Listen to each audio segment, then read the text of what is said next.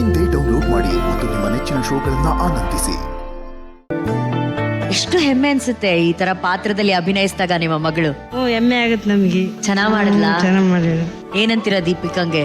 Great ಬಂದಿದ್ದೀನಿ. Great ಅಂತೀರಾ? ಓ ದೀಪಿಕಾಗೆ great ನೀನ್ ಇದನ್ನ ಮಾಡಿದ್ಯಾ ಅಂತ ಹೇಳಿ. ಸರ್ ತಂದೆಯಾಗಿ ಇವಾಗ ಕಾಲರ್ ಎತ್ತಿ ಹೇಳಿ ಎಷ್ಟು ಹೆಮ್ಮೆ ಅನ್ಸ್ತಾ ಇದೆ ನಿಮ್ಗೆ? ಹೆಮ್ಮೆ ಸೊ ಸ್ವೀಟ್. ಆಕ್ಚುಲಿ ನನಗೆ ಹೆಮ್ಮೆ ಅನ್ಸ್ತಾ ಇದೆ ಅಂತ. ಏನಂತಾರೆ ಊರಲ್ಲೆಲ್ಲ?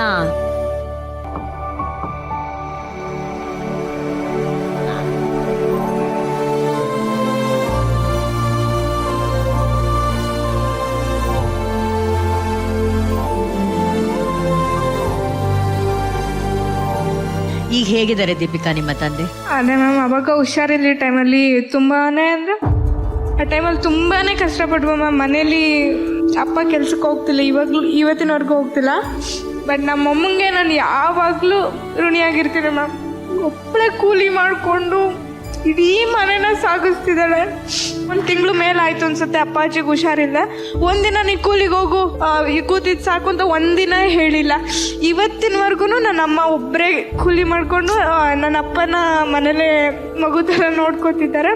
ಬಟ್ ಆದಷ್ಟು ಬೇಗ ನಾನು ಒಂದು ದೊಡ್ಡ ಸಾಧನೆ ಮಾಡಿ ನಿಮ್ಮಿಬ್ರು ನನ್ನ ಮಕ್ಳ ಥರನೇ ನಾನು ನೋಡ್ಕೊತೀನಿ.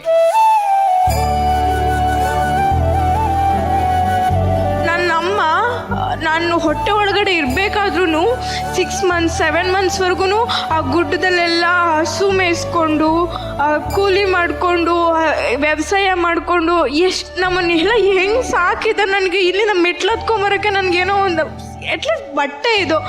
ಬಟ್ ಅದಕ್ಕೆ ನನಗೆ ಅಷ್ಟು ಪೇನ್ ಆಗಬೇಕಾದ್ರೆ ನಾನು ಅಮ್ಮ ಹೆಂಗೆ ಮಾಡಿರ್ಬೇಕಾದ್ರೆ ಅದು ಬೆಟ್ಟ ಗುಡ್ಡದಲ್ಲೆಲ್ಲ ಆ ಚಪ್ಪಲಿಲಿ 1000 ಮುಳ್ಳು ಚುಚ್ಕೊಂಡಿರುತ್ತಕ್ಕ. ಆ ಚಪ್ಪಲಿನ ಸಂಜೆ ನಾವು ಸ್ಕೂಲಿಂದ ಬಂದು ಪಿನ್ನ ತಗೊಂಡು ನನಗೆ ಅದು ಆಟ ಅನ್ನಿಸ್ತಿತ್ತು, ಆ ಚಪ್ಪಲಿ ಇರೋ ಮುಳ್ಳನ್ನು ತೆಗೆಯೋದು. ಬಟ್ ಅದು ಒಂದ್ಸಲ ಕಲ್ಲು ಏನಾದರೂ ಒತ್ತಿದ್ರೆ ಆ ಮುಳ್ಳು ಚಪ್ಪಲಿ ಹಾಕ್ಕೊಂಡಿದ್ರು ಕೂಡ ಆ ಮುಳ್ಳು ಚುಚ್ಚುತ್ತೆ. ಇದೆಲ್ಲ ನೆನ್ಸ್ಕೊಂಡು ನಾನು ಏನಾದರೂ ಮಾಡಬೇಕು, ಏನಾದರೂ ನಾನು ಸಾಧನೆ ಮಾಡಲೇಬೇಕು ಅಂತ. ಅದಕ್ಕೂ ಮುಂಚೆ ನನ್ನ ಅಪ್ಪ ಅಮ್ಮಂಗೆ ನಾನು ಏನಾಗ್ತೀನೋ ಏನೋ ಗೊತ್ತಿಲ್ಲ ಅಕ್ಕ, ನಾನೊಂದು ವಸ್ತು ತಂದಿದ್ದೀನಿ. ಆ ವಸ್ತುವಾಗೆ ನಾನು ಅಪ್ಪ ಅಮ್ಮಂಗೆ ಇರ್ತೀನಿ ಅಕ್ಕ ಕಡೆವರೆಗೂ.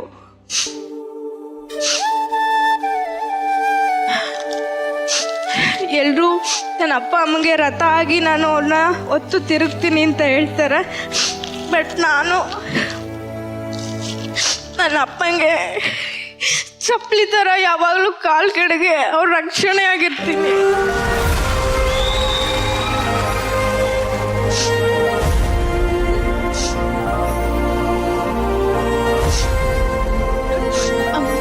ತಂದೆ ತಾಯಿಗೆ ನಾನು ಸಾಯೋವರೆಗೂ ಚಪ್ಪಲಿ ತರ ಇರ್ತೀನಿ ಅಂತ ಹೇಳುವಂತ ಮಗಳನ್ನ ಇವತ್ತು ನಾವು ವೇದಿಕೆ ಮೇಲೆ ನೋಡ್ತಿದೀವಿ ಅಂದ್ರೆ ಈ ಕಾಲಕ್ಕೆ ಈ ರೀತಿ ಮಕ್ಳು ಬೇಕು ಅಂತ ನಿಜವಾಗ್ಲೂ ನಮ್ಗೆ ಹೆಮ್ಮೆ ಅನ್ಸುತ್ತೆ. ನಾನು ಇದೇ ಥರ ನನ್ನ ಅಪ್ಪ ಅಮ್ಮನ ಯಾವಾಗಲೂ ಕಾವಲಿಗಿರ್ತೀನಿ ಅಕ್ಕ. ನನ್ನಿಂದ ಏನಾದರೂ ತಪ್ಪಾಗಿದ್ರೆ ಕ್ಷಮಿಸಿ. ಊರವರೆಲ್ಲ ನನ್ನ ಬಗ್ಗೆ ಏನು ಮಾತಾಡಿದ್ರು ಅದನ್ನು ತಲೆಗೆ ಹಾಕ್ಕೊಳ್ದೆ ನಾನು ಈ ಮಟ್ಟಕ್ಕೆ ತೊಗೊಂಡು ಬಂದಿದ್ದಾರೆ. ಸೊ ನಿಮ್ಮಿಬ್ಬರಿಗೂ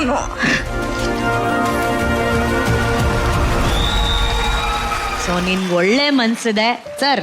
ನೀವು ಆರೋಗ್ಯವಾಗಿರ್ತಾರೆ, ಏನ್ ತಲೆ ಕೆಡ್ಸ್ಕೋಬೇಡಿ, ಓಕೆನಾ? ಗುಡ್. ನಗ್ತಾ ಇರ್ಬೇಕು ಯಾವಾಗ್ಲೂ. Thank you Deepika. Thank you ಅಮ್ಮ. ಬನ್ನಿ.